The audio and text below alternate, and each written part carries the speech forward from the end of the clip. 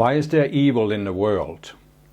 It's a question that many children have asked their parents, or they have even asked priests or teachers or other people, and we rarely get a satisfactory answer. I certainly never did. But we can actually, based on the teachings I've given in these previous videos, that ultimately, of course, come from the Ascended Masters, we can start giving better answers. Now, one of the reasons we don't get answers when we grow up is, of course, that there are no answers in the two main thought systems that dominate the world. And one of them is, of course, religion. And evil is a specific problem for many religious people, especially from the Judeo-Christian tradition with the Old Testament God, because God is portrayed as being all good and all powerful. So if God really was all good, why did he allow evil to exist, and why hasn't he removed evil? And if he is all powerful, he should be able to remove evil, and if he is all good, he should be willing to remove evil. So why is there still evil in the world? And religion finds it difficult to answer this. So they've come up with this idea, some religious people, that there is an opponent to God called the devil. But it doesn't really solve the problem, because where did the devil come from? Why did God allow the devil to arise? Why does he allow him to continue to exist? And on the other side, we have scientific materialism, which of course can't explain anything beyond the material universe, so they have only one recourse. They say evil is part of human nature. It's a potential that is latent in all human beings. All human beings have the potential to be evil. And then there are some experiments that were done that showed that under certain conditions, all people could start misusing other people, or at least many people could. And they used that as a proof that in the right circumstances, all people could do evil acts. And so what we can do now, based on what I have explained in the previous videos, is we can get a much more nuanced view of evil. And the first thing we can say is that God did not create evil, and God is not the one allowing it to exist. Evil is possible because of free will. And God has given us free will, and we live in an unascended sphere. That means, from God's perspective, allowing free will to outplay itself is a low-risk situation, because nothing in this sphere could ever become permanent. So whatever evil manifestations people go into as a result of their free will, it can't become permanent. And it's allowed because God allows free will to outplay itself, so that people can create any situation, any life experience for themselves, and have it until they've had enough of it. And of course there are some safeguards built in. That means that when you go into the lower states of consciousness, you are actually creating opposition to yourself, and other people also form opposition, as I've talked about with the duality consciousness. So on a general level, we can say that evil is possible because free will allows people to go below the 48th level of consciousness, where they begin to see themselves as separate beings. And the things that most people would call evil, such as killing other people or torturing them, that's only possible when you see these people as separate beings from yourself. Because if you didn't, you would realize that if you kill another person, you are affecting yourself. And only insane people would do that. So what we now realize is that evil is not built into human nature. It's not inevitable. Evil is the result of a choice. And you could say that all people have the potential to go below the 48th level of consciousness. But going below the 48th level of consciousness doesn't make you evil. It doesn't make you do evil things. You have to go quite far below the 48th level before you start being willing to do the kind of things that we would call really, really evil. Now, you don't have to go so far below, however, before you could be misled into supporting something that's evil. For example, if you are supporting a dictator who's going to war, it doesn't mean that all of these people are evil people. They had just been misled by these illusions into supporting something. It doesn't mean that they themselves would have generated it. We have to realize, I think, that there is a fundamental difference between not objecting to or even supporting someone who does evil, but because that doesn't mean that people are inherently evil in themselves. So what we see is that in a general sense, evil is possible because it's possible to go to lower and lower levels of consciousness, go further and further into separation. And from a certain perspective, this doesn't actually completely explain evil on Earth. It explains human insensitivity. And you could say that, it's out of insensitivity that evil becomes possible.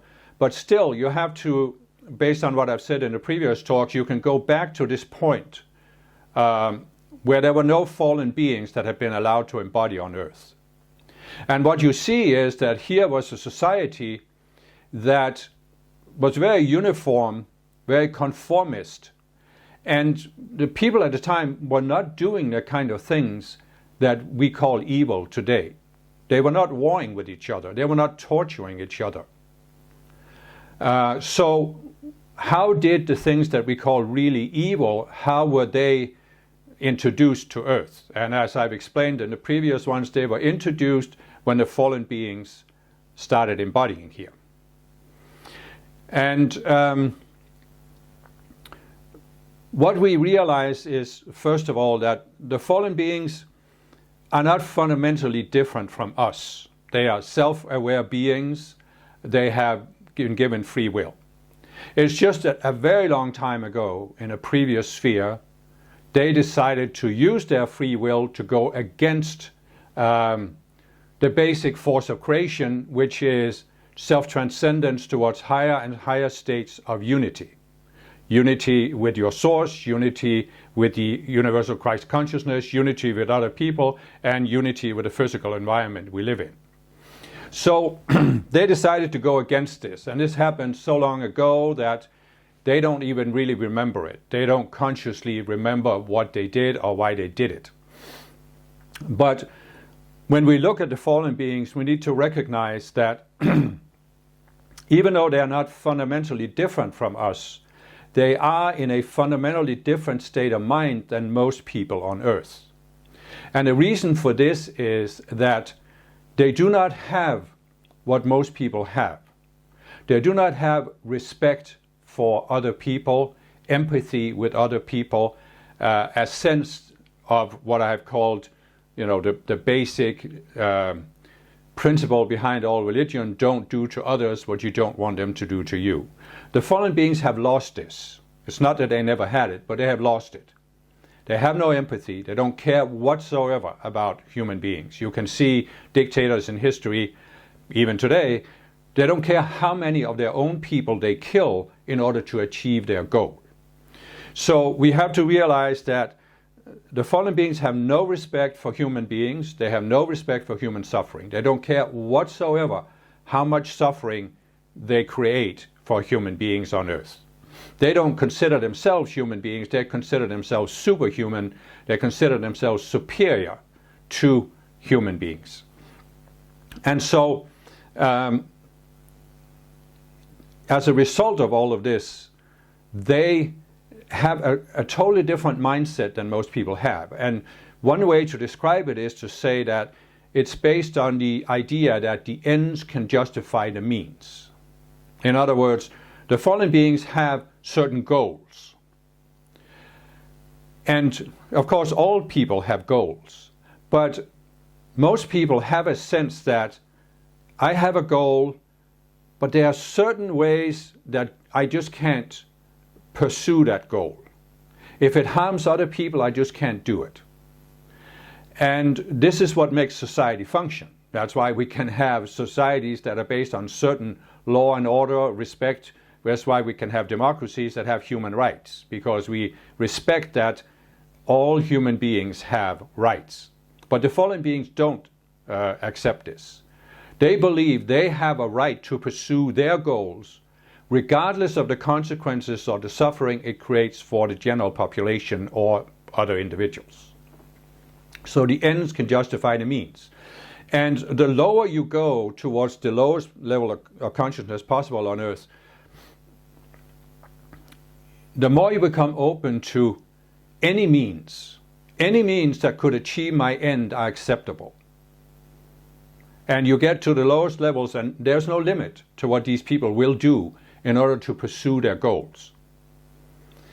So the next thing we can realize about the fallen beings is that their goals are completely different from those of anybody else on the planet.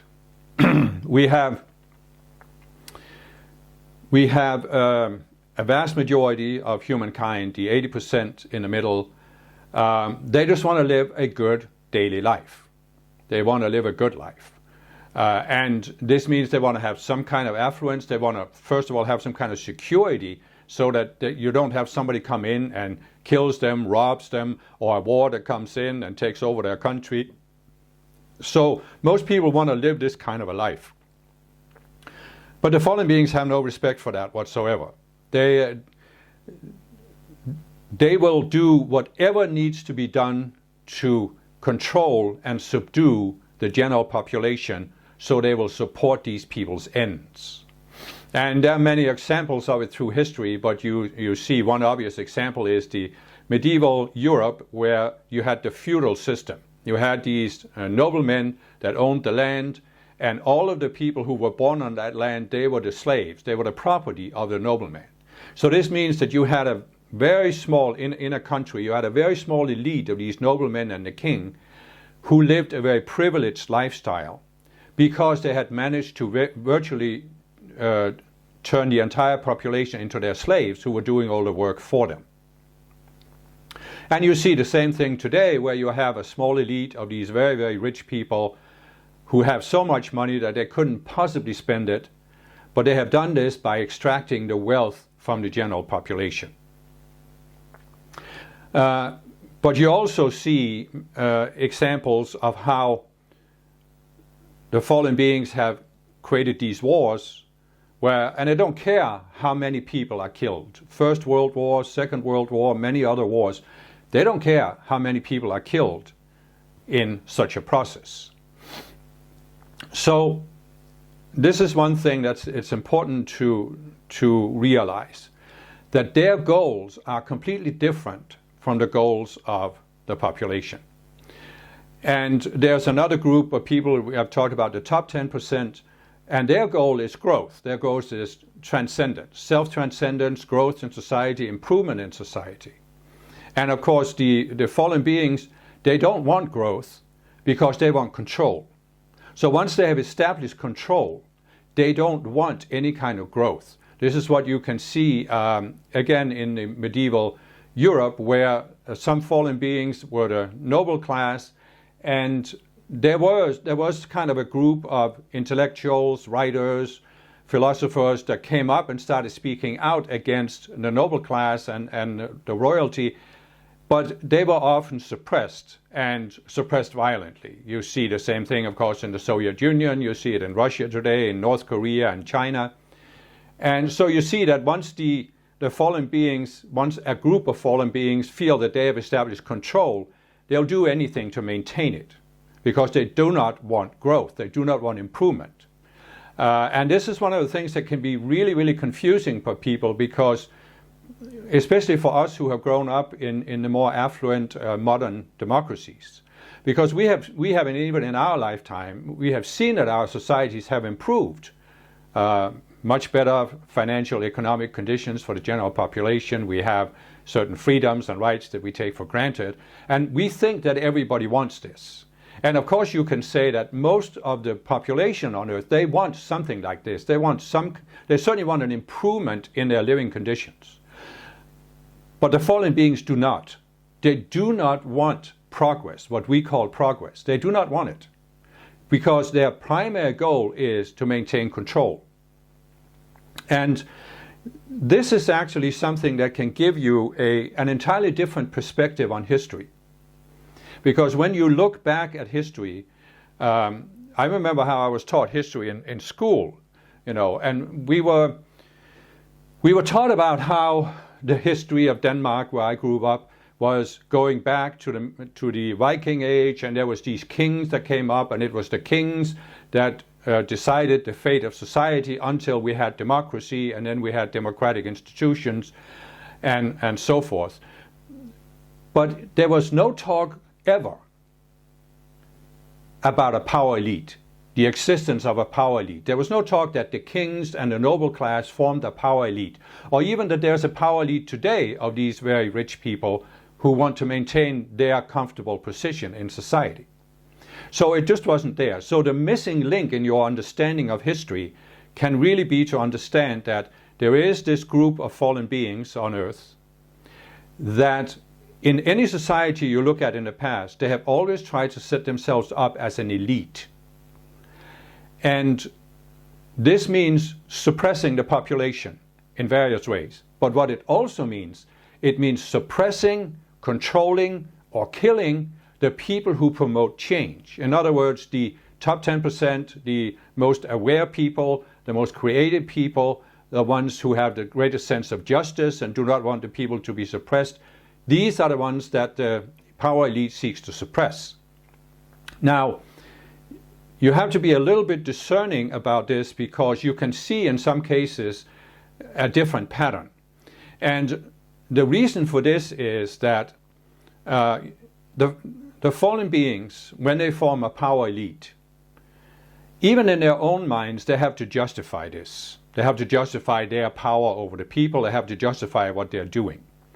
So they do this by using the duality consciousness, as I've explained, where you can always justify anything by setting up one polarity as right and the other as wrong. So you can literally, it's the justification machine. The duality consciousness is a justification machine. You can justify anything. So you have in many examples of a group of people that have set themselves up as a power elite, and they have justified this in some way. And they have had this privileged position for a long time. But now another group of people comes up and challenges them. And the reason for this is, as I've said, you can justify anything in the duality consciousness, but there will always be an opposite polarity. And what that means is that the fallen beings, they are always divided. They are divided into at least two camps. So it's inevitable that when one group of fallen beings set themselves up as a privileged elite, there will be another group of fallen beings who say, we want that position. Why should they have it? We are the ones who should be in charge. We are the ones who should be in control. We are the ones who should have all those privileges. We shouldn't be born as peasants. We should be the noblemen. And so you will see that there are some times where a particular power elite has had control over society for a long time. But then an aspiring power elite comes up and challenges them. And unfortunately, what happens in some of these situations is that this aspiring power elite, they're also justifying what they're doing. And they are justifying this by criticizing the established power elite. And in doing so, they often claim to be working for the good of the people, for the freedom of the people. And unfortunately, this can cause many of the more creative people, the more aware people, to be pulled into supporting this aspiring power elite. And a typical example of this is the French Revolution. You had a group of fallen beings that were embodied as the noblemen of France and the king. So they didn't want change because they didn't want to lose their privileged position. Of course, what had happened in France was that, and all over Europe, was that the feudal society supported only the population of a certain size, because everything depended on what you can grow on a piece of land. So how much land is available determines how big of a population you can support.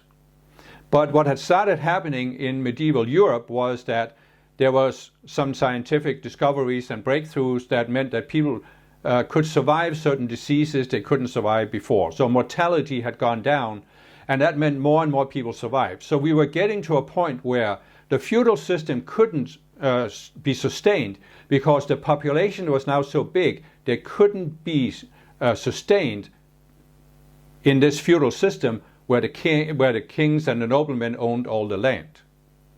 So the population, it was simply population growth that was overthrowing the position of the established power elite. And then at the same time, there was a raising of the collective consciousness. There were new ideas about human rights, about democracy that started coming through.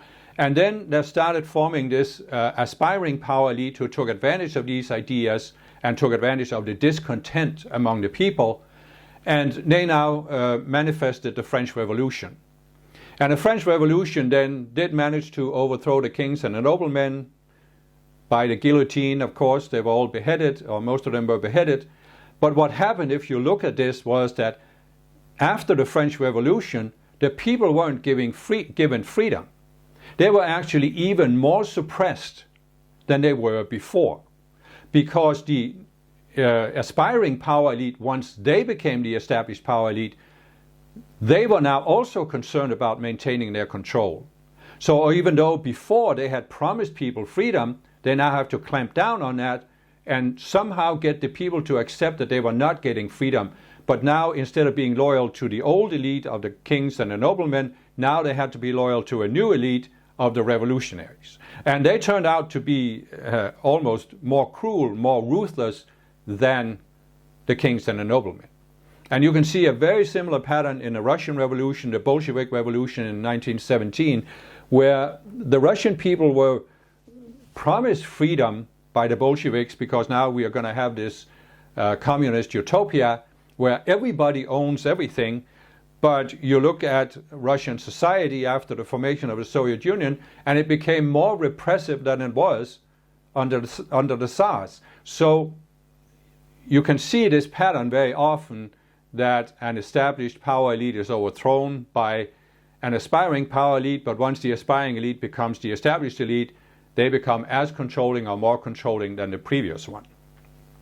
And so when you begin to understand this pattern, you gain a whole new appreciation for history, and you can get a new way of evaluating history, but also evaluating our societies today, because we have to realize one very simple thing. The advent of democracy was a big blow to the fallen beings. They did anything they could think of to stop the evolution of democracy. But when they couldn't do it, it didn't mean that they just gave up and said, oh, we're done, we might as well leave this planet. They have since then tried to undermine democracy in all ways they can. And one of the big ways they do it, as I've said before, is through the financial system. We may have a democratic political system, but we have a financial system that is directly anti-democratic because it's controlled by a small power elite. And of course, many other institutions of society are controlled like this. Okay, so once you begin to understand that there is a group of beings on Earth, people in embodiment, who have a totally different goal and who have the ends can justify the means attitude, you can gain a deeper understanding for what's happening in society, which also means you can begin to educate yourself, you can begin to gain a new understanding of what's happening, and which means, of course, you can speak out if that's part of your life plan, but there are also other measures you can take, which I'll talk about more in this talk. So I want to get back to what I started talking about, the goals of the fallen beings. And as I said, the fallen beings are not a uniform group. They are different. They come from different backgrounds. They have different goals, different agendas. But we can identify some groupings. There are some fallen beings that their main goal is to gain a privileged position for themselves. They want money, they want privilege, and you see this, for example, today in the democratic nations, the financial elite. You can debate whether these are really evil people or whether they're just totally selfish, narcissistic people. But they're not the kind of people who are out to create a violent revolution of society or kill people that would speak out against them or those kind of things. But they want the privilege, and once they have it, they do not want to lose it, and they'll do whatever they think they can get away with in their society to maintain their privilege. This means undermining democracy, paying bribes, all those, whatever they can think of, lobbying, putting pressure on politicians, coming up with philosophies such as neoliberalism that justifies why the government should not regulate these people or force them to pay taxes, all these kind of things. This is what they want. They want the privileged, comfortable, secure lifestyle. Then there are some fallen beings that they want power. They don't care about the privilege. You in fact see some of these dictators in history, like Mao in China, who lived a very modest, relatively modest lifestyle, but he had absolute power. And so there's a certain group of fallen beings, they want power. And they will often make use of the ones who want privilege. You could say that in some medieval countries in Europe, the king was the kind of fallen being who wanted absolute power, and many among the noble class, they were the ones who wanted privilege, and so the kings took advantage of those by offering them the privileged position if they supported his quest for power and allowed him to make all the important decisions.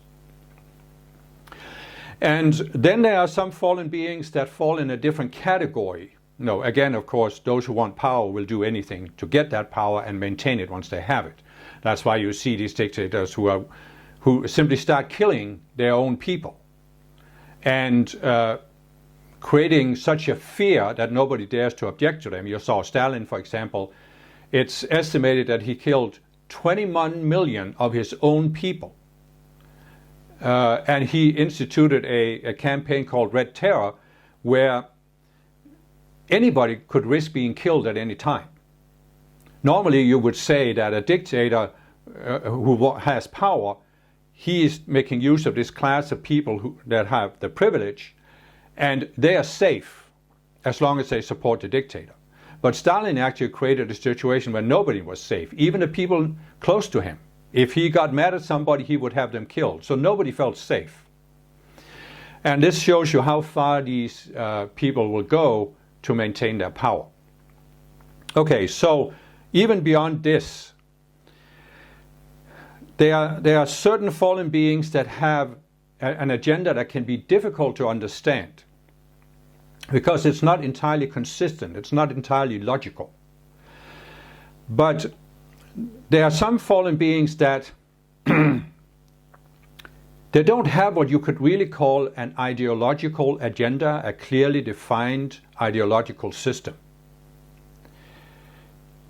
They want power, but it's not because they have a goal with the power. They have gone to the point where they want to have power so they can do whatever they want and get away with it. And it's almost to the point where what gives them the enjoyment of power is destruction. The destructive power, the power to destroy at will. Stalin showed a little bit of that in the later years when he got really paranoid. Mao showed it. And so you can't say they really have an agenda. They want to just destroy because it gives them a sense of power. It's comparable to a serial killer who doesn't know why he's killing, other than it gives him a certain sense of power that he can take the life from another human being.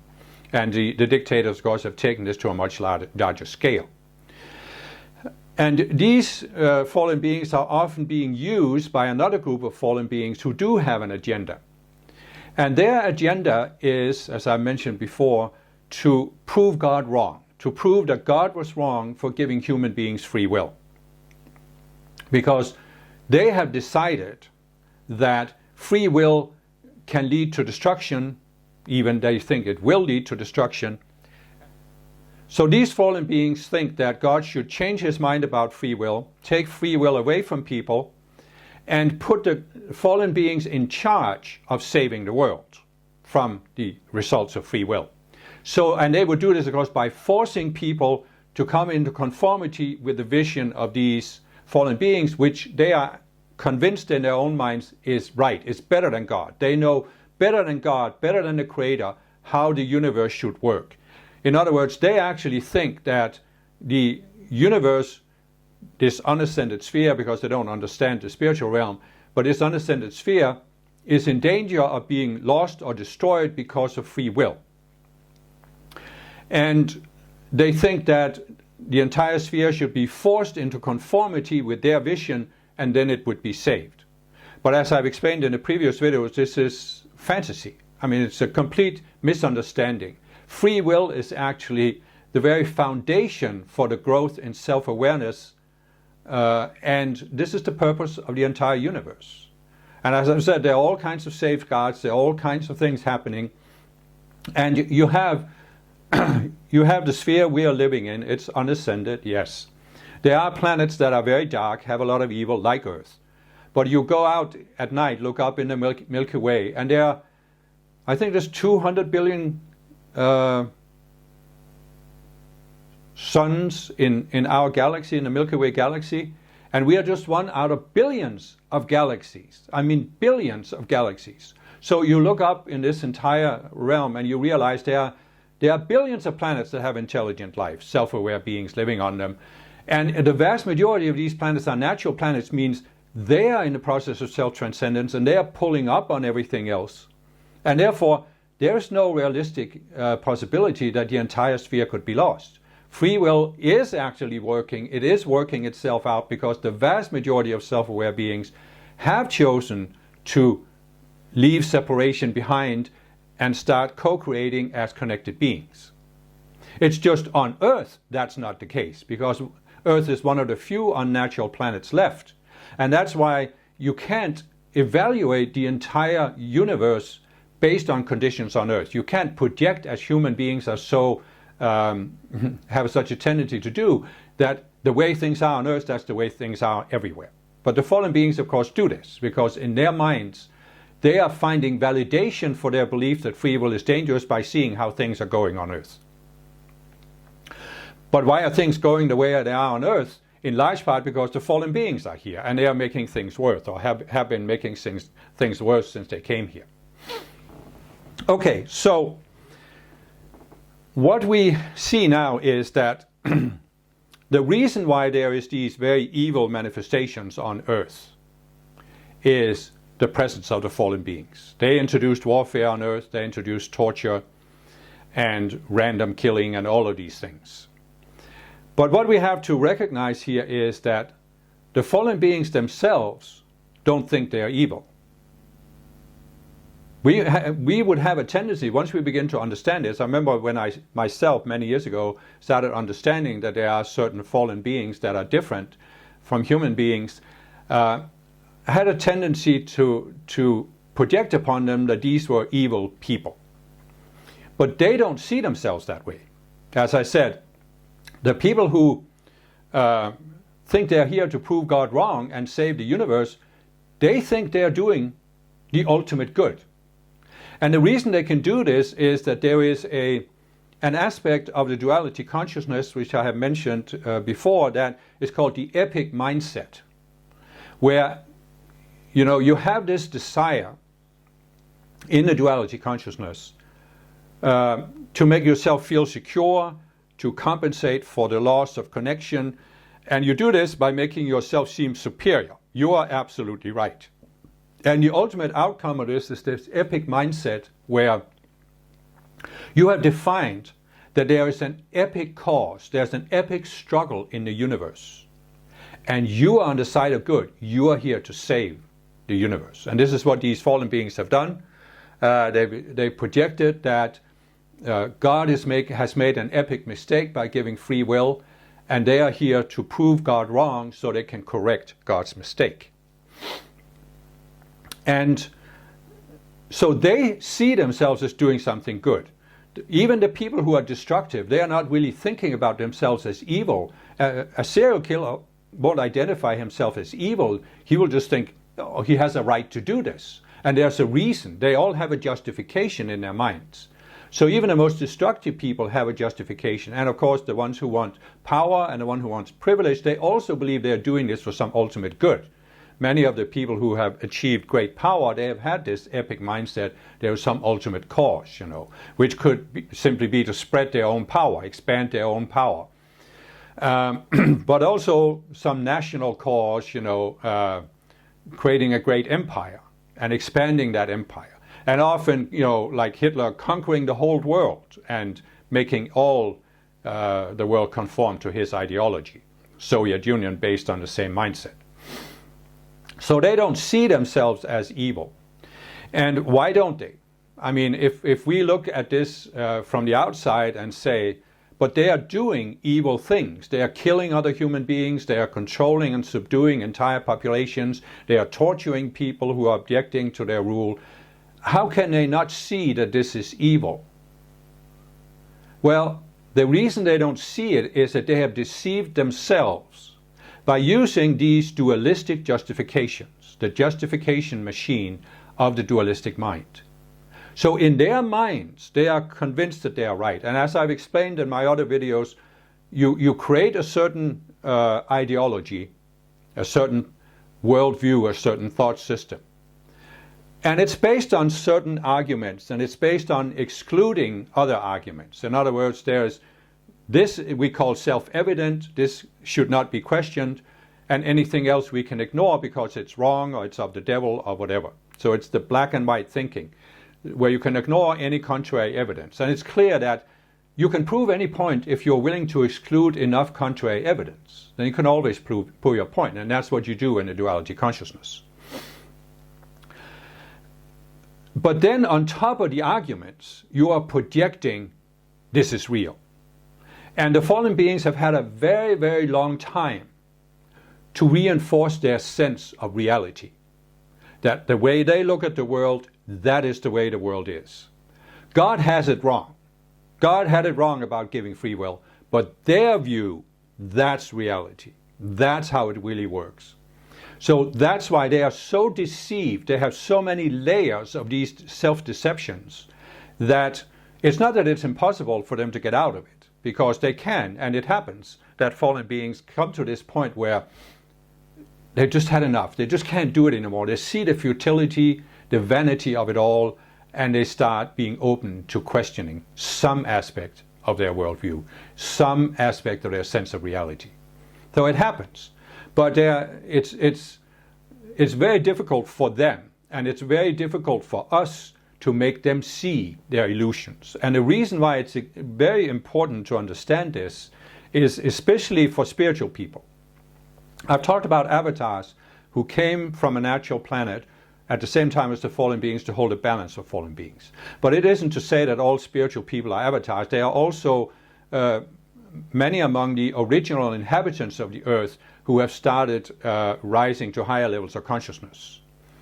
And what we need to come to is this realization that it is possible for a fallen being to change, but it is not possible for us to make a fallen being change by arguing with them. It just isn't possible. And the reason for this is actually quite simple. If you go back to my first talk in this series, I said that there's this series of spheres. And the first three, nobody fell into duality. They all ascended with the sphere. In the fourth sphere, a small number of beings fell. In the fifth sphere, a little larger number of beings fell, and in the sixth sphere, a larger number. So you have some fallen beings that fell in the fourth sphere. They fell through the fifth and the sixth, and now they're into the seventh. But even the ones who fell in the sixth sphere and fell into this one, they came into being before we did, because we, as avatars from a natural planet and the original inhabitants from the earth, we came into being in this sphere, the seventh sphere. So the fallen beings, they sense that they're inherently superior to us. And they use this to say they could never have anything to say that we need to consider. We can brush it aside We can ignore it completely. We don't need to argue with them. We just ignore it completely. And you can actually see throughout history that there have been some of these fallen beings that have been in prominent positions, and people have tried to reason with them, and they've always been able to just brush it aside. In some cases, people have been trying to warn them that what they were about to do would lead to disastrous consequences, but they just brushed it aside and done it anyway. I mean, Hitler was warned about the potential for starting the war in 1939 instead of waiting until his generals thought they were ready, and we all know the result today. That Hitler brushed it aside, and towards the end, Hitler brushed aside that the Germans were losing. He was sitting in his bunker, moving around army units that had been wiped out months ago, that didn't exist anymore. And so what you see is that we as spiritual people, whether we're avatars or original inhabitants of the earth, we need to recognize that we can't reason with fallen beings. You just cannot convince them.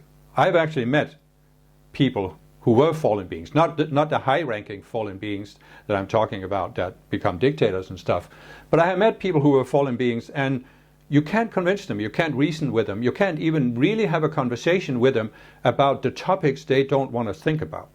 You know, the illusions they have. You cannot make them see an illusion, you can't even have a conversation about their illusions. So this is one thing, you know, we need to free ourselves. As I said, I spent many years on the spiritual path before I really understood what fallen beings are about. I spent many years thinking there has to be an argument you can come up with that will help people see. But the reason why I was thinking with this was that I, as an avatar coming from a natural planet, you know, I don't have a clear conscious memory, but you have this intuitive sense that things could be different on Earth, that we don't need warfare, we don't need torture, we don't need all of this abuse of other people's free will. And we should respect human rights, and that's the way it should be. So I was thinking, well, doesn't everybody want this? It must be just that there are some people who, they just haven't seen something, they haven't understood something, and that's why they're doing these things. But it was only when I came to understand fallen beings that I realized, no, they don't want this. They don't want what I thought everybody wanted. They have an entirely different agenda. And therefore, it's not a matter of me coming up with an argument that makes them see what they can't see. Because it's not that they can't see it, they won't see it. And some of them are even so sophisticated, they do see it, they do understand the arguments, but they are not willing to leave behind their epic quest because of one simple mechanism. Okay? I talked about it's possible for a fallen being to come to change. But what does it take for a fallen being to change? It has to question its epic mindset. And once you start questioning this, there has to come a point where you realize, oh, it was wrong. The epic mindset was wrong. It was based on an illusion. You cannot overcome an illusion without seeing that it is an illusion, meaning it wasn't the truth that you projected that it was. It goes for fallen beings, it goes for all of us. How do we overcome an illusion? We have to see it was an illusion, but that means before we come to see this, we think this is reality. This is right. So now, when we come to see that it isn't right, what do? We switch to the opposite. Oh, then it was wrong. And the fallen beings are trapped in a duality consciousness, right? So if they are holding a certain viewpoint that they believe is epically right, if they come to see that this wasn't right, that this was an illusion, what do? They switch to the opposite extreme, and now it was epically wrong. And it means that now they were epically wrong. They used to think they were epically right, but now they see they are epically wrong. And for a fallen being to change, it would have to admit this. I was wrong. And it's not that they can't do it, but many of them are not willing to do it. So even if you can come up with arguments that counteract their epic mindset, their epic illusions, many of them will not admit it because They will never admit that they're wrong. It's like you could say that you have a level of arguments. And let's just take an example, right? Karl Marx defined a Marxist ideology. And he presented certain arguments for why this is historical necessity and why this will happen in the world. And all of those arguments, you can come up with counter-arguments. As I said, they don't necessarily prove that Marxism is wrong because it's a matter of your sense of reality. But beyond that, you can have a person who has adopted Marxist philosophy. And he accepts the arguments for why Marxism is right, and he discounts the arguments for why it's wrong. But beyond the arguments for or against Marxism, he has adopted a mindset: I cannot be wrong. I must not be wrong. And this trumps any argument you can come up with. There is no argument you can come up with that can convince a fallen being if that fallen being is not willing to go into this very distressful state of admitting, I was wrong. And take note of one very simple thing, okay? It's not that God is the angry and judgmental God in the sky. It's not that the ascended masters are sitting up there judging the fallen beings. We as human beings, we can have a tendency to say, well, Hitler was a very bad person and Hitler should be punished. But the ascended masters don't have a judgmental attitude of a person like Hitler. They would be willing to help him transcend his level of consciousness and start the path towards the 144th level of consciousness. But he has to be willing to do it. And of course, he wasn't. So what I'm saying is, nobody is judging the fallen beings. At least nobody in the ascended realm. But of course, the fallen beings are judging themselves. Why? Because they're in the duality consciousness. When you go into the duality consciousness, you're not only judging other people, but you will inevitably judge yourself. And that's why you go into duality, and the more you go into this epic mindset, the more afraid you become of being wrong. Because then you would condemn yourself very, very harshly. You would judge yourself very, very harshly for being wrong. And that's why some of these fallen beings go into this, no matter what argument could ever be presented, no matter what actually happens on earth, even if you set out on a quest to conquer the whole world and your armies are defeated, like it happened to Hitler, they will still deny that they were wrong. They cannot be wrong. That's the overarching characteristic of the fallen beings. They can't be wrong. And of course, we are all affected by this consciousness, and it's a really important turning point on the spiritual path to come to this point where you can admit you were wrong. So what? You were wrong. But when you see you're wrong, you also see what's the higher understanding, and you go for that. And then you are blameless before the ascended masters. They only want us to transcend ourselves. But anyway, what I'm saying with this is that we need to recognize that trying to persuade the fallen beings is a fool's errand. It's just not a wise use of our time. Okay, what can we then do to get the fallen beings to remove evil from earth? Let's put it this way. What can we do as spiritually aware people? Well, I've already talked in my previous talk about making calls to the ascended masters, invoking spiritual light to counteract the misqualified energy. But there's actually more we can do. And I think the next important step that we can take here is to realize that there are fallen beings in physical embodiment. But they are not the only fallen beings associated with Earth or attached to Earth. There are some fallen beings in the emotional realm, there are some fallen beings in the mental realm, and there are fallen beings in the lower identity realm. And there are various reasons for this, which we don't really need to go into, but what we do need to recognize is that the emotional realm has sort of become in a sense, it's been stretched beyond its original, because as I've explained, there's the identity realm, which has the highest level of vibrations in the material realm, and then there's the mental realm, which is a step lower, and then there's the emotional, which is lower than that, and then the physical. But there's actually a part of the emotional realm that has lower vibrations than even the physical realm. It has sort of been stretched, or we could say that the physical has been raised up so that it's not below all of the emotional realm, however you want to express it. So what we need to realize is there is a part of the emotional realm that's lower in vibration, which means that there are beings there who are in a lower state of consciousness than any human being on earth.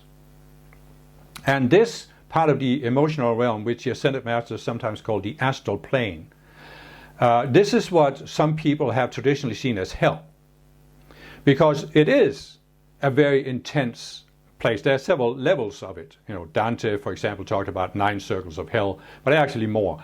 But anyway, so this is a very low realm where there are beings, and some of them started out being an embodiment on earth, but by abusing their power, by being so destructive to other people, they went below the lowest level of consciousness that's possible when you are in physical embodiment. So they now descended to this level, the astral plane, this part of the emotional realm. And there are beings there who are similar to what some people see as the devil or Satan. I'm not saying they have hoofed feet and horns, but they are this complete evil, complete destructive, willing to destroy anything. There are places there that are so, the energies are so dense that it's almost like a fire. It is very, very hot, very, very intense. There is, constant bombardment of these energies. There are beings there that are like demons that are constantly attacking each other, or attacking anybody who goes there. So there was actually a certain reality to the concept of a hell. But what you have to realize is this hell was not created by God. It was primarily created by the fallen beings, by them lowering their consciousness. So again, it's a result of choice. You also have to realize this is not what even the Bible explains, that this is a place where God sends those who will not obey him. It's not a punishment. It's not a penal colony. Okay? God will not send you to hell. The only being that can bring you to hell is you, by you lowering your consciousness below the level where you can embody on earth. Nobody condemns you to hell except yourself. Okay, so then there is the mental realm. There are fallen beings in the mental realm, and they are trying to set themselves up in ways where they can use the intellect, the analytical, linear mind to deceive people.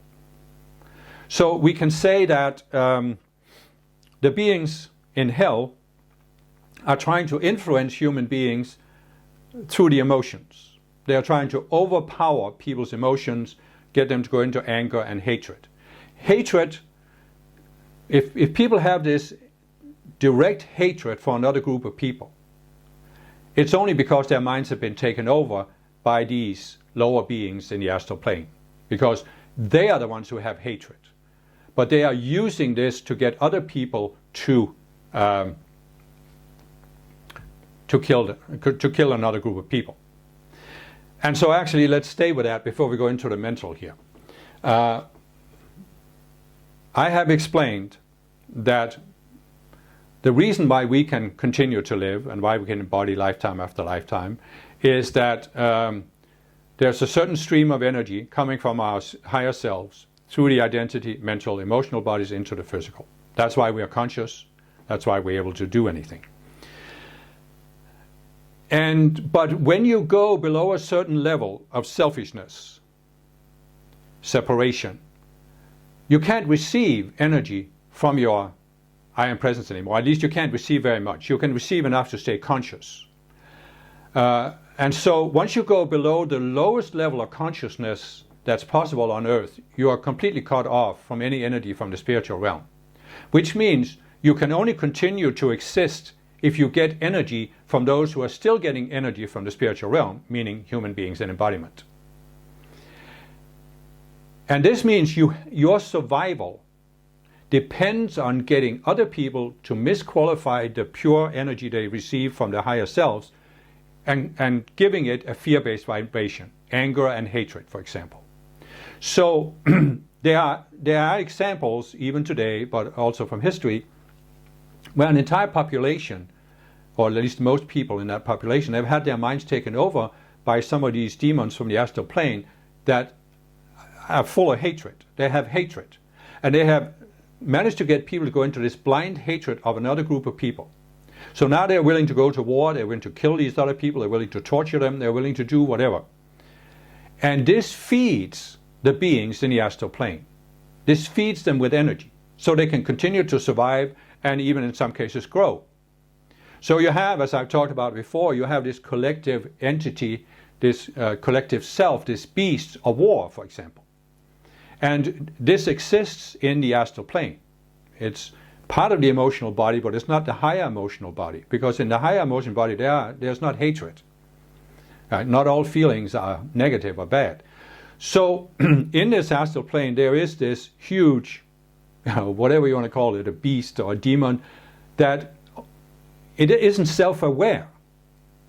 It was never a self-aware being that fell, but it's created collectively, and it just wants people to go to war so it can get more energy. There are, of course, fallen beings who are also in the astral plane who also want people to go to war so they can get energy. Now, so here's what we can realize here. The fallen beings in the emotional realm, they have fallen below a certain level. And that means that they are not subject to free will the same way as beings in embodiment. I said in my previous video that we who are avatars or spiritual people, because we are in physical embodiment, our free will has an impact on what happens to the planet. We have a right to make certain choices. We can't override the choices of the general population, the original inhabitants. But we can, because we are in embodiment, we can give the Ascended Masters authority to use their power here. Because we are in physical embodiment. But the fallen beings and the demons in the astral plane, they have fallen below that level, and that means their free will is not the same as it is even for a fallen being in embodiment. So what I'm saying with this is that we are in physical embodiment.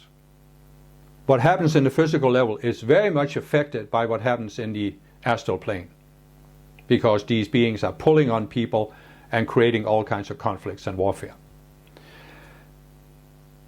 We can make the calls to the Ascended Masters so they can use their power to remove, to transform the energy and to bind and take away these beings in the astral plane. They have suspended their own free will by falling to this low state of consciousness. We can say that a fallen being in physical embodiment still has some right to exercise his free will because it is in physical embodiment. But those who have fallen below, they don't anymore. So if we become aware of this, the existence of these lower beings, and if we use our authority to make calls to the Ascended Masters to remove them, then the Masters are allowed to do this.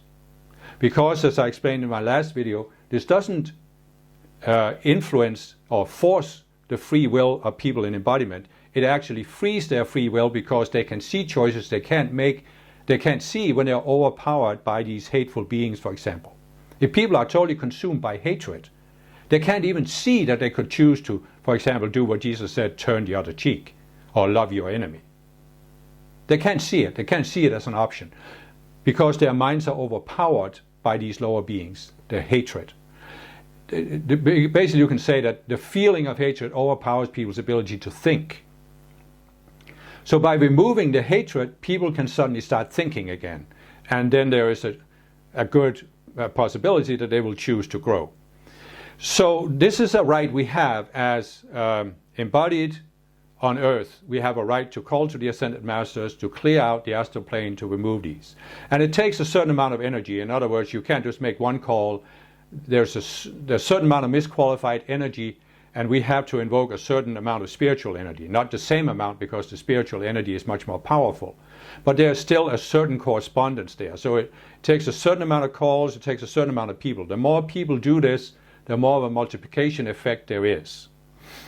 So more and more people doing this would have an incredible impact on Earth. It already has, because there are Ascended Master students who have been giving these decrees to the Ascended Masters since the 1930s.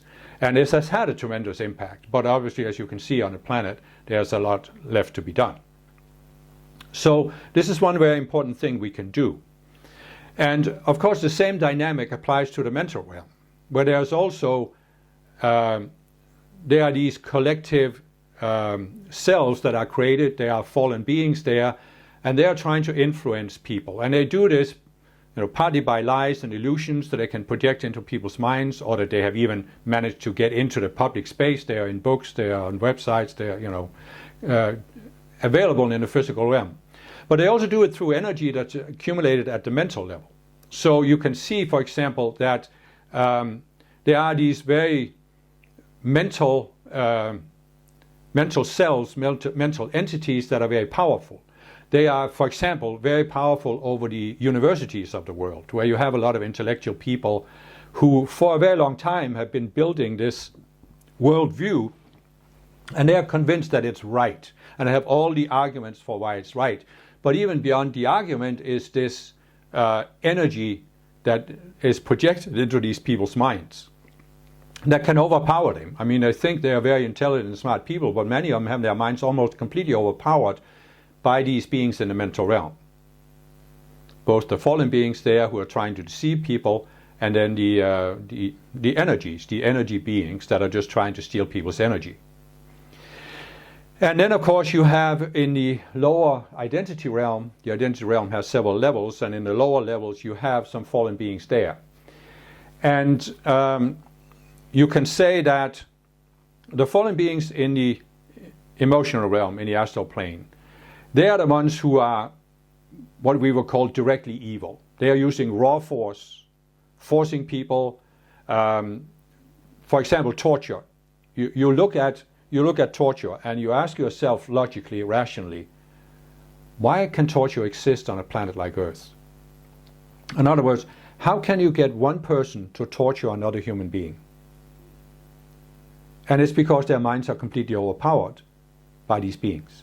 But then the other is, you can look at it rationally, you can say, well, it's been shown by psychologists that even though you can extract information through torture, it's rarely reliable, because there comes a point where people are so in such pain that they'll say anything if they think it'll make the torture stop.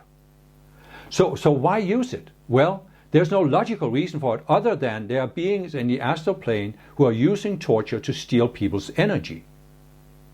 That's the only reason for it. It's the same with warfare. If you look at rationally, very few things have been gained through warfare. And if you certainly look at the bigger perspective, or karmically, what karma nations create through war, nothing could ever be gained from war. But still it goes on, because people are overpowered, so they see no other option but going to war. So these are the beings that will use raw force, we might say. But the beings in the mental realm are, of course, much more subtle. They are trying to convince people through these mental arguments. And then you have the beings in the lower identity realm. They are also trying to deceive and convince people, but it's at a higher level than the intellectual. It's at the level of people's sense of identity. They are trying to build and project into the world a certain sense of identity. And it has, of course, many ramifications. It can be national identity, ethnic identity, sex, whatever you have, political affiliation, religious affiliation. And at a certain level, their agenda is to divide people into groups that can then be put in conflict with each other, which then works all the way down the line, so that people feed their energy. But still there's an even deeper agenda where there are these fallen beings in the identity realm. They are the ones who have the agenda I talked about, proving God wrong. So what they really are projecting is that as a human being, you are not able to know truth on your own. You are not able to know what's real and unreal. Now, several of my talks here have been talking about the Christ consciousness, and that all of us have a Christ potential. Therefore, all of us have access to this universal Christ consciousness whereby we can know what's real and unreal. And this is an inherent ability given to us by ultimately the Creator and the Ascended Masters. No power on earth can take it away from us. We could never lose it. But we can make the choice to deny or ignore it. And this is what the fallen beings in the identity realm are trying to make us do. They are projecting, you can't know what's real, you can't know truth, you are inadequate, therefore you need to submit to the leaders. And ultimately, this is the leaders in the identity realm, who are not even in embodiment. Because what has happened is that the fallen beings create this hierarchical structure. They're always dreaming about being on the top. So there's a certain top of the pyramid in the identity realm. And there's more than one there because they're always divided, but then it filters down. And so what you have is that there's fallen beings in the identity realm that are controlling the fallen beings in the mental realm and controlling the ones in the emotional realm. But you also have to realize that the fallen beings that are in physical embodiment, they are controlled by the fallen beings in the higher levels. So you see, historically, you can take the Catholic Church, which is a typical example. It's a pyramid, it's a hierarchical structure. There are priests, there are cardinals, there's the Pope at the top. And only the Pope is the vicar of Christ, therefore only the Pope talks to God. This means the Pope has the ultimate authority. But the Pope is controlled by a fallen being in the identity realm. And what is this being trying to project? I'm God. That's what it's trying to project. It's trying to get us who are in embodiment to obey this being in the identity realm as God. And it's using a religion on earth, any religion on earth that's open to this, to project this. And therefore, what people are worshipping is a false God. It's not the real Creator, and it's not the Ascended Masters. It's just a being that is so deep in self-deception that it thinks it's a God. It thinks it has the God-like power. It has become, as a God, knowing, defining good and evil.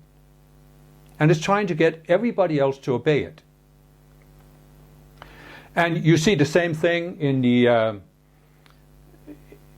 the materialist camp, where they also are projecting, you as a human being can't know what's real. Only we, the scientists, or rather the materialistic scientists, only we can define what's real.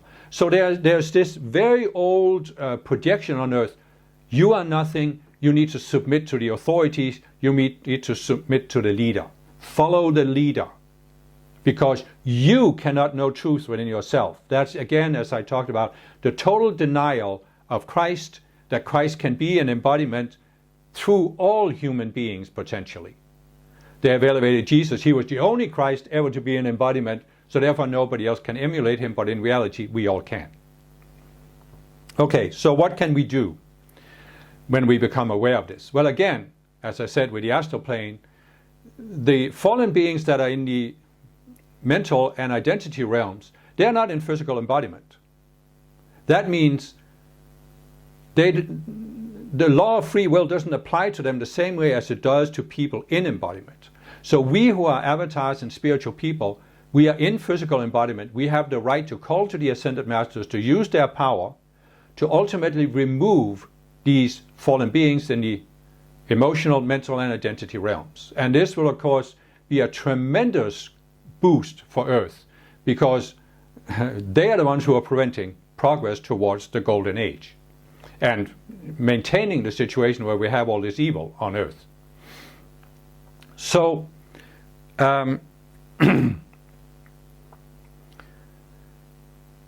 Another aspect of this, we can all make the calls, but another aspect of this is that as we rise, I've said we go beyond the 96th level of consciousness, we start going into the levels of personal Christhood. And as we rise higher and higher in personal Christhood, we gain a special kind of authority. And the authority is that we can actually call for the judgment of Christ to be applied to these fallen beings, both in the emotional, mental, and identity realms. We can also call for it in the physical realm, but there are limitations to how it can be applied in the physical realm because fallen beings in physical embodiment still have some free will and therefore they can deny it. So when you call for the judgment of Christ, let's take a being in the mental realm. I explained actually in the first video that in the first sphere, in the fourth sphere, where there were beings who weren't willing to transcend and ascend with the rest of the sphere, the Ascended Masters confronted these beings and they showed them in an undeniable way their illusions, thereby giving them the choice to choose between the illusion and a higher understanding. And those that were willing to choose a higher understanding were helped by the Ascended Masters to raise their consciousness, but those who rejected that offer, they fell to the next sphere. So when you call forth the judgment of Christ, it's not quite as ominous as it might seem from the human perspective. You're actually calling for a repeat of that situation. You are calling that the Ascended Masters will step in, take a fallen being in the identity, in the identity realm or any of the other realms, and confront that being with its illusion in an undeniable way, so that all of a sudden, through all these layers of self-deception, the fallen being is now shown that there is a reality outside its own mind, that its mind is not a closed system, that it isn't a God who can define good and evil. Which means the fallen being now has an opportunity to choose. And that means the fallen being can choose to work with the Ascended Masters and start raising its consciousness, or it can deny this opportunity. But the importance of this is that if a fallen being denies the opportunity, the Ascended Masters can remove it from the earth. And suddenly it can't influence people anymore. And this has, of course, happened over time. This is one of the reasons we've seen progress. But what this requires is that there has to be a certain correspondence between the person who's making the call and the level of consciousness that the fallen being had before it fell.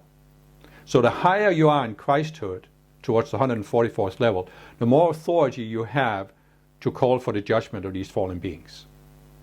Now, the other thing that could play into this is that the number of people making the call also has an influence on which fallen beings can be confronted. Because the more people, even if the people are at a lower level of consciousness, even people who are above the 48th level of consciousness, they can make the call for the judgment of Christ.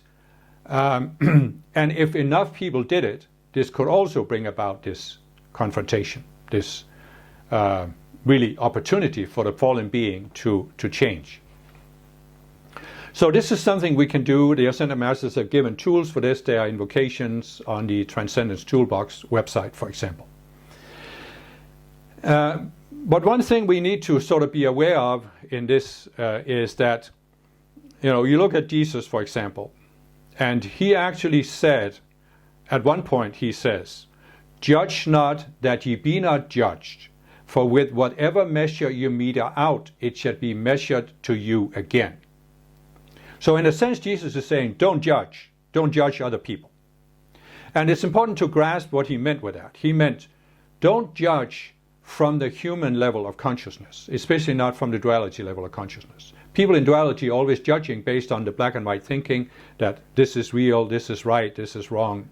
And this is what we need to avoid as spiritual people, because what happens is simple. If you are judging other people from a certain level of consciousness, once you leave embodiment, you will have a life review. And you will then be able to see what you have done, but you will judge yourself based on the level of consciousness you have. In other words, with whatever measure ye meter out, that's your level of consciousness, it shall be metered out to you, because you're the one judging yourself based on your present level of consciousness. And that's why Jesus said, raise your consciousness beyond this level. So we can realize that as we raise our consciousness, both when we go above the 40th level, but especially when we go above the 96th, we free ourselves from this human dualistic judgment. And that's where we can realize what Jesus also said, for judgment I am come. And what that means is that the Christ consciousness is come for the judgment, whereby a fallen being, or even human beings, are confronted with the illusion. In other words, the Christ consciousness confronts them with a higher understanding that exposes people's illusion. And therefore they now have an option to choose to accept Christ or reject Christ.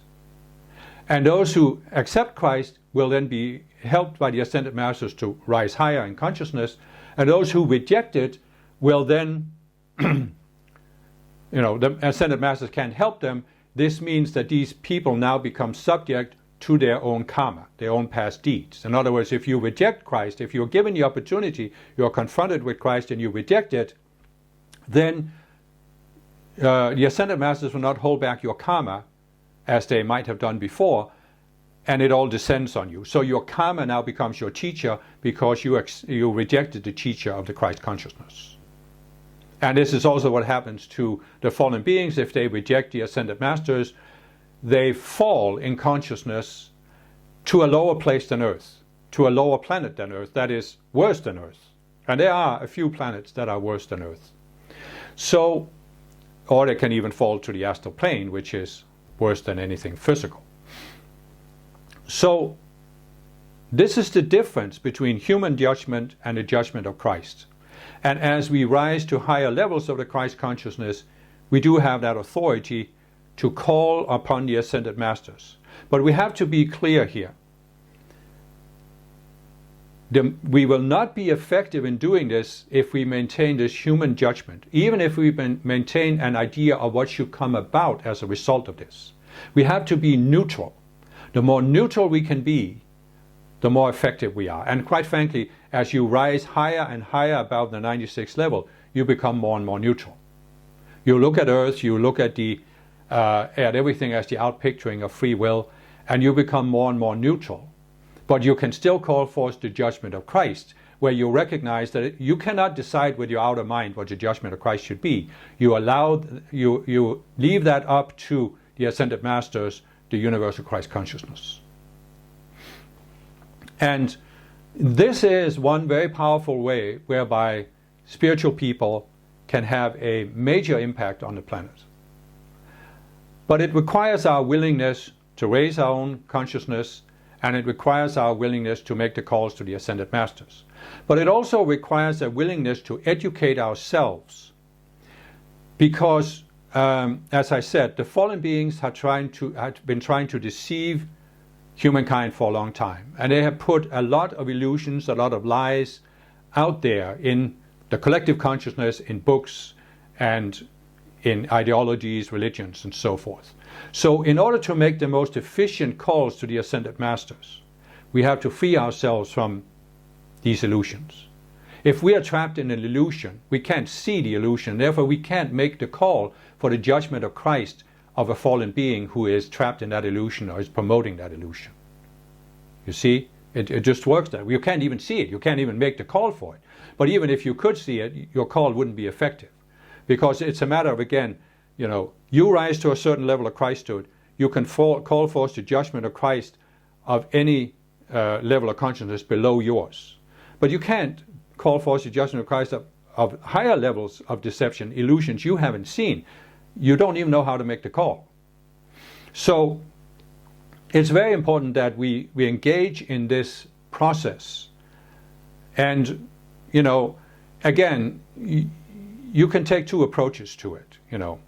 The Ascended Masters have given an enormous amount of teachings to expose these illusions of the fallen beings. And you can find this on some of my websites, like ascendedmasterlight.com, and some of the others. You can easily find these websites. And there are a lot of teachings on there. But this may not resonate with you. And I'm not saying that it should resonate with everybody. But then find some other spiritual teaching. Or study the world. Engage in the process of putting on personal Christhood, increasing your ability to discern what's a lie and what's not a lie, and study things in the world and see where there are elements here that you sense are illusions, they are lies, they are deliberate deceptions. What I explained about the Christ consciousness is that it's more than just the outer arguments. You can actually come to a point where you can read something and you just sense vibrationally, energetically, oh, this is an illusion, this is a lie. This comes from the fallen beings. And that means you can now start questioning it, you can start educating yourself, seeing through the illusions. And in some cases it can actually be difficult to put words on it. Because the fallen beings have created this entire conglomerate of beings in the mental realm where they have arguments and counter-arguments, and they have this way of using words that it's very difficult to pinpoint what's actually being said. And therefore it's very difficult to say, what is it that's a lie here? And it's very difficult to formulate, here's the truth that counteracts the lie. You can even find videos on YouTube where you see some of these intellectuals that are debating, for example, whether there's free will or not, or whether there's anything beyond the material universe. And sometimes you can't even grasp what they're saying. Because they're using a lot of words, they're talking, but it's not clear exactly what they're saying. So it's difficult to use words, but still you can sense there's something off here, something missing. And then as you educate yourself in it, you come to the point where you begin to see more clearly. You see, oh, that is an illusion. Or you can sometimes see that the entire argument is an illusion. I mean, if you even look at the history of science, you can see that in the 1600s, Isaac Newton formulated his laws of motion. And he also, along with some other scientists, formulated this view that the universe was like a grand machine. And if you knew the initial conditions and all the laws, you could predict everything that was going to happen. It's called determinism. The deterministic universe. Everything was predetermined. And so this was a certain step up from previous scientific worldviews. But it wasn't the full story. It wasn't that it was completely wrong. Newton's laws of motion still work today. But it wasn't the full picture.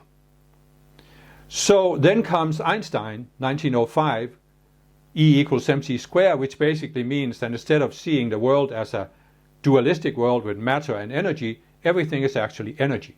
And then in 1920s comes quantum physics that steps up and realizes that even at the deepest level of matter, subatomic particles, consciousness plays a role in everything we observe. The mind of the consciousness of the scientist becomes a part of the measurement situation. So this is actually an example of a progression in Christhood. I'm trying to demystify Christhood so it isn't this epic thing. In other words, you could say that Newton's laws of motion represented a certain level of Christ's discernment.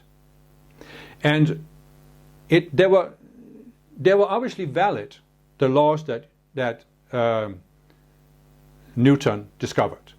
But what scientists did was they superimposed an ideological overlay upon this and created this idea of the mechanistic, deterministic universe. And this was a lie superimposed upon valid scientific discoveries.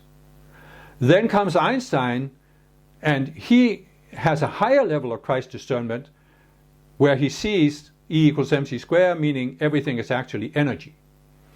And this is a step up from the dualistic overlay of matter and energy. So it's a higher level of Christ discernment. But still, there are scientists who used even this to validate the materialistic worldview. There's only matter and nothing beyond it. Then comes quantum physics. It's a higher level of Christ discernment because now it realizes that consciousness actually plays a role. But still, to this day, materialistic scientists are superimposing an ideological overlay that allows them to ignore the implications of quantum physics, to ignore the influence of consciousness, to refuse to really research consciousness. And this is, again, an example of an overlay. Now you have some scientists, there's Bernardo Kastrup, there's Donald Hoffman, there's others who are trying to talk about that consciousness is actually the primary reality, and energy and matter are created through consciousness. So what you see is that there are now scientists, totally independently of anything I'm saying or the Ascended Masters are saying, that are tuning into these ideas that are coming from the Ascended Masters. So I'm just trying to show you that Christ consciousness and increasing Christ discernment isn't some mystical epic thing. It goes in stages. And humankind has made progress towards higher and higher levels of Christ discernment. But what the fallen beings are always trying to do is that every time there is a progress to a higher level, the fallen beings are trying to superimpose this overlay upon it so that it is still seen as validating their basic worldview. So you saw, for example, in the Middle Ages, where in Europe, the fallen beings that were in charge of the Catholic Church, they had enormous power over the minds of people of Europe. And when the first scientists started coming up with discoveries that contradicted Catholic doctrines, the fallen beings did everything they could to suppress it, destroying these scientists, killing them, burning them at the stake, putting them in house arrest, whatever you could, burning books. And that's because they were desperately trying to prevent progress. As I said, they don't want progress that overturns their control. And then when the scientific method did break through and they could no longer maintain their control through religion, through the Catholic religion, then they tried to create scientific materialism as an ideological overlay superimposed upon science. And they are now claiming that the materialistic worldview is validated by science, which isn't scientific if you look at it. Science is an open-ended process. Science cannot make the claim. There is nothing outside the mental box or the box that we have investigated. It can only say, we haven't investigated, we don't know. So it isn't scientific materialism is not scientific. It's an ideological overlay, and it's projected by the fallen beings because they want to be in control. And scientific materialism says the same as religion, namely, we as individuals, we are nothing. We need to follow the experts, the fallen beings. We need to let them define for us what's true and false, what's real and unreal. And this is what we then, when we educate ourselves, can work against. Now, just to complete the topic here, judgment of Christ. You look at Jesus, and he is an archetype for the age of Pisces. Why did Jesus have to go through the crucifixion? You can even say, why did he let himself be crucified? Because he could have escaped. He could have walked out of Jerusalem. He actually walks into the lion's den when he walks into Jerusalem and allows himself to be arrested. But he could even have escaped arrest. And he could have avoided the whole scenario, gone out in the country and preached from afar and avoided being arrested. But he allowed himself to be arrested. Why? Because, as I said, we can call forth the judgment of Christ upon the fallen beings. But the fallen beings also bring about the judgment of Christ upon themselves. And they do this by violating the free will of human beings in embodiment. And of course, one of the most powerful ways to violate people's free will is to kill their physical body, because then you can't exercise your free will in the physical realm anymore. You are out of embodiment. You can come back, yes, but that embodiment represented a certain opportunity for you to exercise your free will. And when they kill the body, they take away that opportunity, and that's a very severe violation. Another severe violation is, for example, torture, because it has such destructive effects on your emotional, mental, and identity bodies that people come back into embodiment after being tortured with very severe scars. And it's one of the reasons you see a lot of very severe mental illness, because people were tortured or killed in a past life. So these are very severe violations of free will, and when the fallen beings do this to people, they bring about the judgment of Christ. So the Ascended Masters are then allowed to step in and confront a certain fallen being with what they did, seen from the perspective of the Christ mind, and this gives the fallen being an opportunity. Will it change and start raising its consciousness, or will it deny the opportunity? And if it denies that opportunity, it can again be taken from the earth. So what you see throughout the ages, but especially in the age of Pisces, is that many people have become, you sometimes call it martyrs, even though I don't think it's a very constructive term, but anyway, they have been killed by the powers that be. And many of those people have had a certain level of Christhood. And that means that the fallen beings who was responsible for this could now be taken. But as you see going on today, there are still fallen beings left. You see the persecution in various countries around the world of women, of men who are speaking out against a certain regime. But this does bring about the judgment of Christ. Now you can say, why has a certain dictator then been allowed to stay in embodiment for 20 or 30 years, continuing to abuse people? Well, this is because the law of free will is rather complex.